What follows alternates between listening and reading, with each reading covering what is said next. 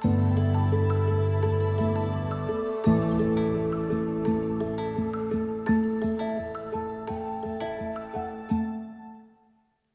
everyone, it's Nathaniel again.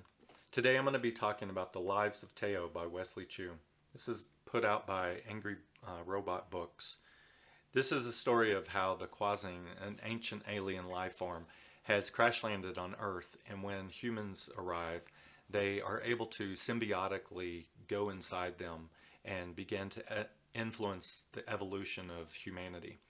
Well, after many years of developing and breaking down empires in an effort to ultimately lead to the ability for them to get back home, they end up fracturing into the Gingics and the Prophets. And so ever since then, they've been at a civil war.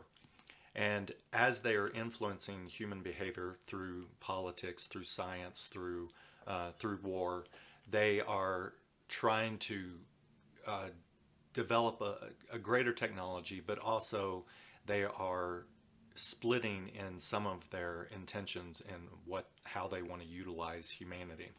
So we come into the story in the middle of a mission where Tao and his host Edward are trying to find out what the Gingics are doing with this unknown technology that they're developing. Ultimately, Edward is killed and Tao has to find a new host. He ends up getting into this kind of fat, lazy person named Roen Tan.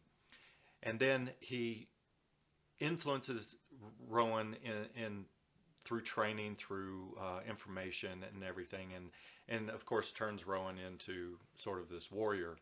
So I have a couple of good and bad things about this book.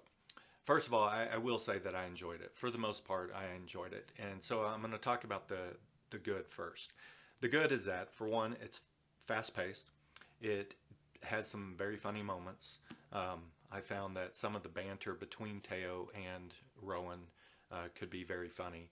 Sometimes it was a little over the top, but that's okay. The action was well realized, and it was fun to see, some of the things that they did together. But then to go on to the bad side, and have to say that some of this is honestly, it was influenced by, other booktubers that I've watched and how they are looking at books, and things that I might not notice as like a male, they're seeing as female. And I started seeing that in this book. For instance, there's a lot of cliches. All the female characters are all very attractive.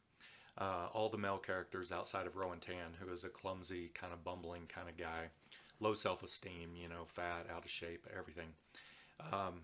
All the guys outside of him are, rugged. A lot of them are very good looking, and they're powerful and strong and everything. And then the women are, like I said, they are attractive. They are, someone that you want to be with and everything. And one of the characters, the female characters, is actually named Sonia. And it was kind of funny because later in the book, there's a description of her, like the color of her hair. And I had completely assumed that she had red hair just because Sonia the Red, right? And because of everything else that had been described about her, I just thought red hair. And she ended up not having red hair. So I thought that was a little weird because it was like the only cliche that wasn't falling into the cliche that he was building. The other piece was there was some in-laws that he goes to meet, his girlfriend's parents, and they are the prototypical girlfriend's parents. They're both successful and strong-minded and everything, and intimidating and all that. So it was like he really wasn't going outside very many boxes whenever he was developing this. However, as I said, the book is fun. It's a fast read. It would be interesting probably to see how it goes further on. I wouldn't say that there's any big surprises in this story, and this is definitely the first. So that there's going to be bigger events that happen later, because this is really it's it's really developing Roen Tan into the agent that he's supposed to be. It's also laying all the groundwork, like what the history of the Qausing are and why the Jinjiks feel the way that they feel versus the Profis who feel, more of a empathetic aspect towards humanity. And so I would recommend it. This is one that's actually been on my TBR for a long time. I saw it a long time ago and had heard about it being a fun one. And I like some of those that have a little bit of that, background or sort of an Asian influence with some of the martial arts and the action and everything like that. So I really look forward to it, and I would give it a 4-star, even with the cliches and some of the the sort of weak storytelling that does come into it. It is fun. It's worth reading. So if you have a chance, pick it up. I know that there's a couple of books that come after this one, so it'd be interesting to see where Wesley Chu takes his story. And then let me know what you think.